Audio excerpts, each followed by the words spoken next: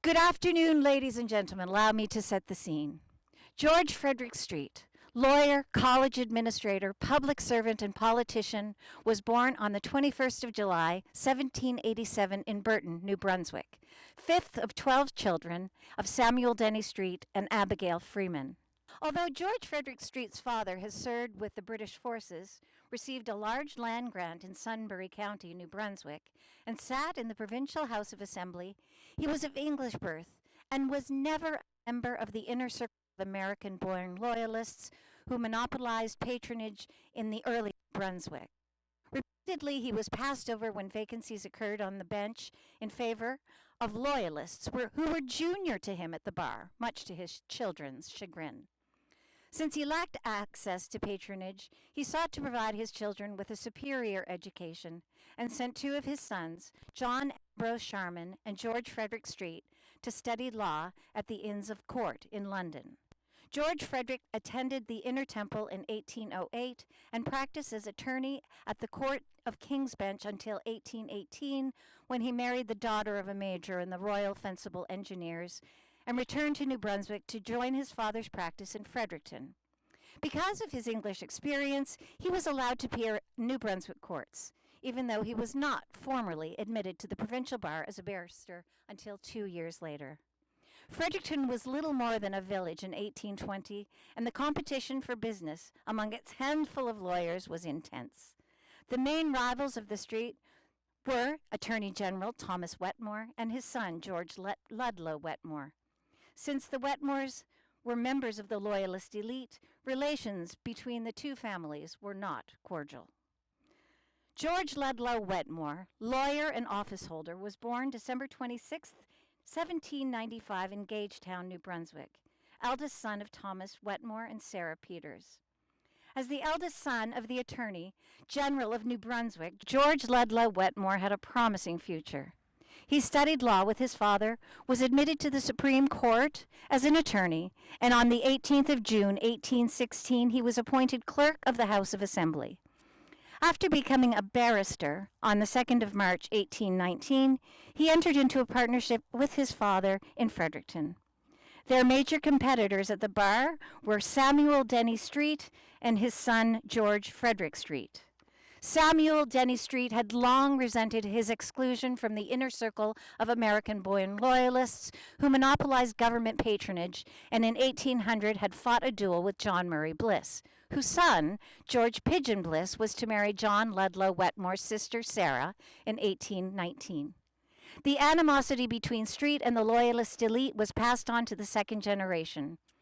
During the trial of the sheriff of York County for false arrest in 1821, George Frederick Street, who was counsel for the sheriff, and George Ludlow Wetmore, who was acting for the plaintiff, nearly came to blows outside the courtroom, and Wetmore challenged Street to a duel.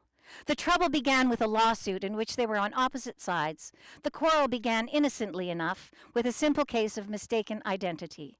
George Frederick Street had directed the sheriff to arrest Jacob Smith Sr. when the writ had actually been issued for Jacob Smith Jr.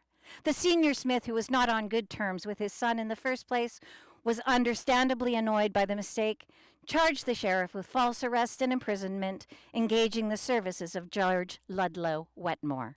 Since the wrong man had been unquestionably arrested, the case was indefensible. Street, acting for the sheriff, chose to sign a judgment of default and have damages assessed by a sheriff's jury. The assessment proceedings brought procedural wrangles and raised questions of propriety.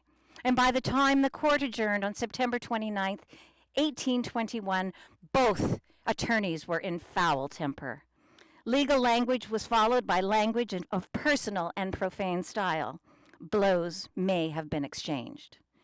Wetmore's father, Thomas, who held the post of Attorney General for the province, came between the two battling barristers, and it seemed that the incident was at an end.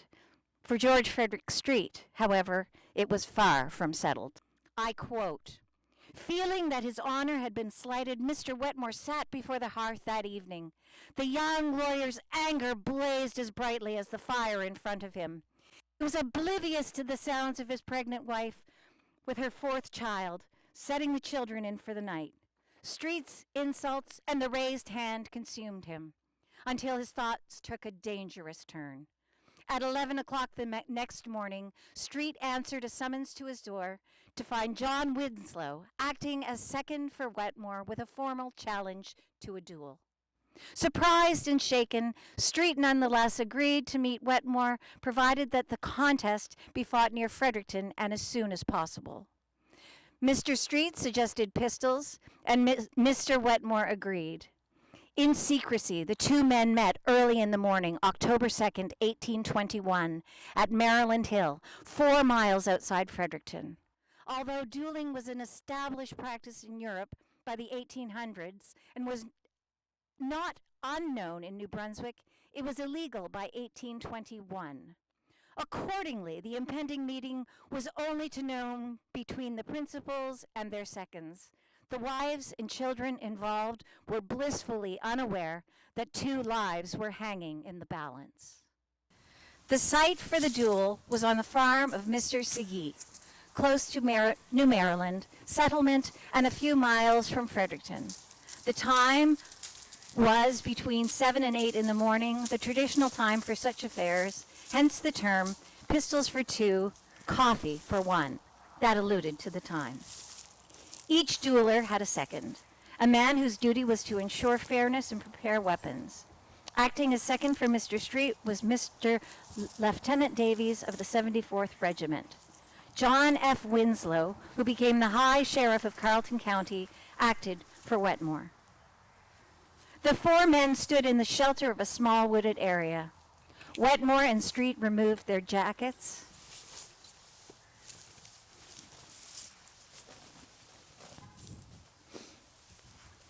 And the pistols were produced.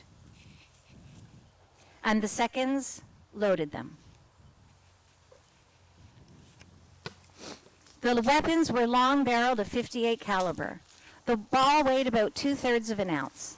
The seconds tested the flints to see if they had proper spark, and being satisfied, they primed the pistols.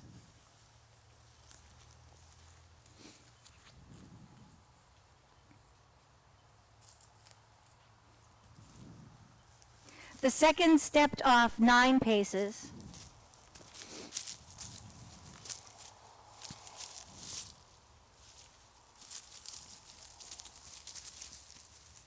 And the duelists stood in their places and waited for the command from Davies.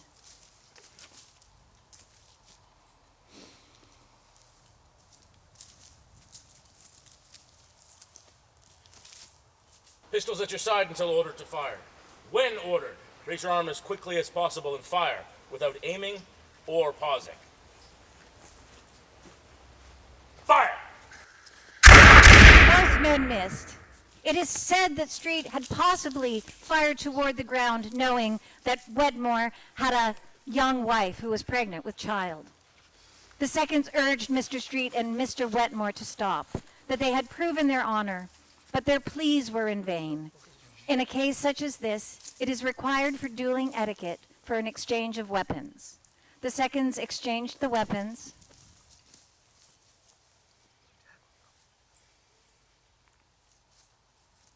Reloaded the pistols, and handed them to Mr. Wetmore, and once again the men acted on command of Davies.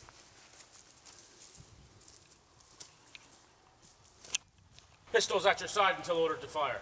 When ordered to fire, raise your arm and fire as quickly as possible without aiming or pausing. Fire! 2 more shots rang out, and this time Mr. Wetmore slumped to the ground. Blood poured from his right arm and temple. The heavy ball had torn a gash in his arm, then striking the bone, glanced and entered the temple. He was unconscious but still breathing. He was taken to the Segee house, and a messenger was sent for medical help. Mr. Wetmore never regained consciousness. He died 2 hours later. George Frederick Street and the 2 seconds, Richard Davies and John Francis Wentworth Winslow, both of whom had military background, were sufficiently frightened by what they had done and fled on horseback to St. Andrews, mounted fresh horses, caught a ferry at Joe's Point, and crossed the border to Robinson. Maine. During their absence, the coroner, William Taylor, raised a hue and cry.